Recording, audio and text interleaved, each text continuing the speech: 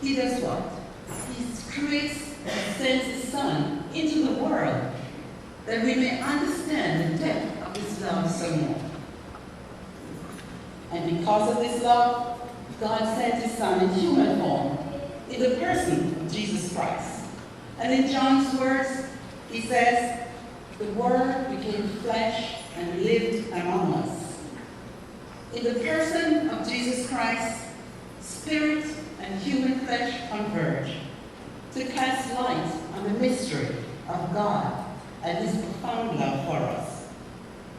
God and humanity join together in Christ to give a light that shows us the way back to God.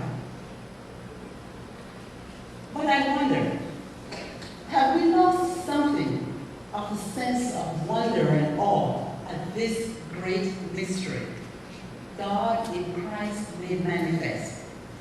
Having heard the account of the incarnation year after year, having come and sat in the same pew, the same church, year after year, have our senses been dulled so that we are unable to discern the good news of God in Christ made manifest for us?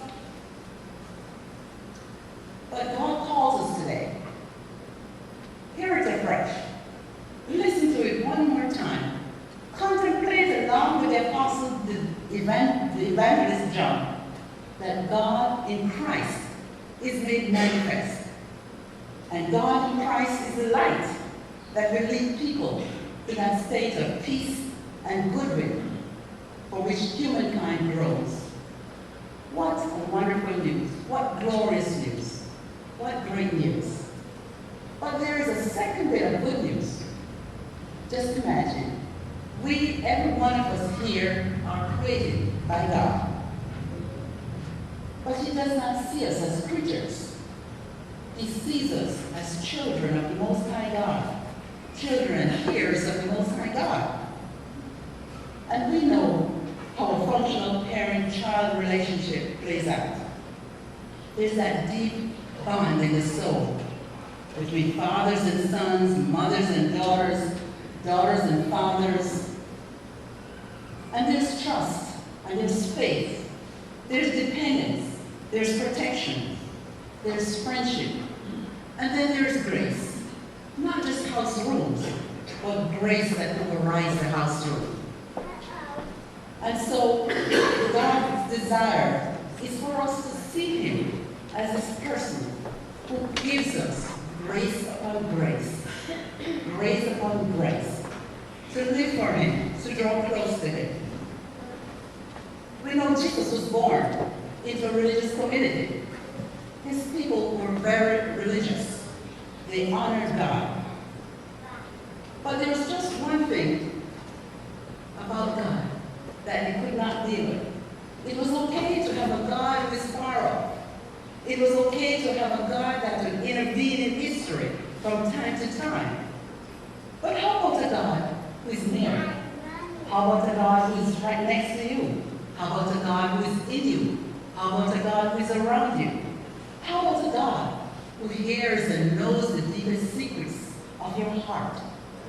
How about a God who knows all your yearnings? Jesus posed a real challenge to his community. Why? Because it was unsettling to have a God who is so near. It is unsettling to have a God who gets into the commerce of society. It's unsettling to have a God who turns the social structures upside down, speaks with women, healed men who've been blind from birth, who got the status of beggar, and now God is making them into someone. He turns things upside down. He makes society very unstable. And that's so very hard. We too find it hard to have a God who is quite near to us, so close to our beings.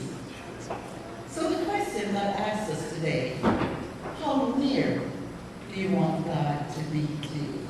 How near do you want him to be to you today? Do you like it to be far off, or do you want him really to be embraced by you? What is it that you want? I know, I must say, and I'm sure it's so for you too, in times when we need consolation,